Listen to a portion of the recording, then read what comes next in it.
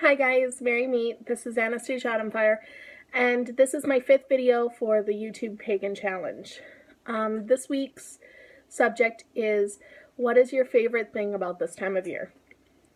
This time of year, it's all about Imbolc. The goddess has been reborn.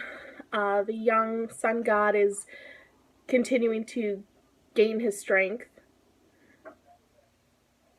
Sorry, I just heard a really weird noise in the house. And it's kind of the time when we start seeing the first signs of spring. We notice that, the blades of grass are coming up through the snow and the buds are coming through on trees and the sun is kind of hanging out a bit longer, or it's a bit warmer. I live in Minnesota, so that's not really a thing. At least not yet. We just had a huge blizzard here.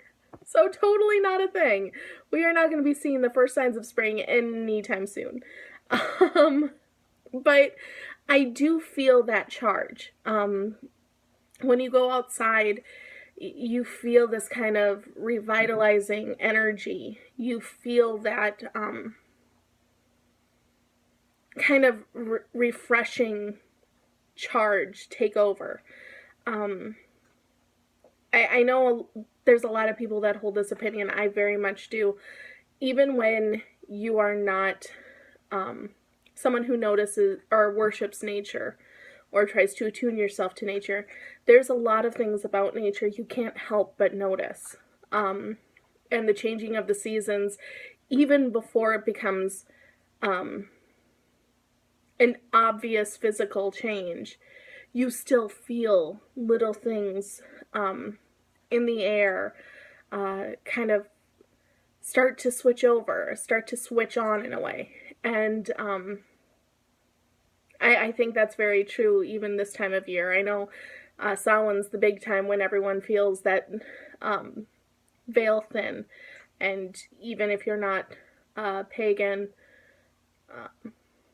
of any kind or a witch of any kind, you can still feel that thinning and you can feel that magic. But I find that at any point of the year, anytime there's a change, anytime there's a shift, there's that charge in the wind. And that's kind of what I dig most about this time of year, is that charge. Since the physical realm really is not being affected by the change that's kind of taken place underneath the frozen tundra that is Minnesota, I do notice, I do take those changes into my spiritual life. So it's a time for me to kind of look back on what I've been meditating on during the dark of the year. During these winter months, what are things that I've wanted to put into practice? What are things that I've wanted to take charge of? For me personally this year, when Samhain came, it was all about transformation. That was going to be my focus on this year. And so far, a lot of change has come about. But it hasn't necessarily been instituted by me. It's been a lot of reaction to things that have happened. And it's kind of forced me to transform a lot of my life, my practice, myself. And now is the time where I kind of go, okay, these are things I've actively thought of. These are things that I actively want to pursue. And at this point in the year, there are kind of 3 sections for me. There's the things that I've meditated on and I've contemplated, I've journaled, I've thought it all through, and yep, these are actionable. I can put these into effect starting now. Then there's the things where, okay, I've thought about this, meditated, gone through the whole shebang with these things, with these items too, but they're not quite there. They need to be put back in the cauldron and stirred a little bit more. They're not quite ready to kind of be put out there and be acted upon. So those are things that I'll kind of keep working through in my own time. And next new moon, next Sabbath, when I feel the time is right, maybe revisit them and see if if my opinion on them has changed one way or the other. The next set of items, and the last set are the items that I look at and go, you have absolutely no place in my practice. You have absolutely no place in my life. They're things that no longer serve. They are outdated thought processes. They are ways that perspectives that I no longer hold.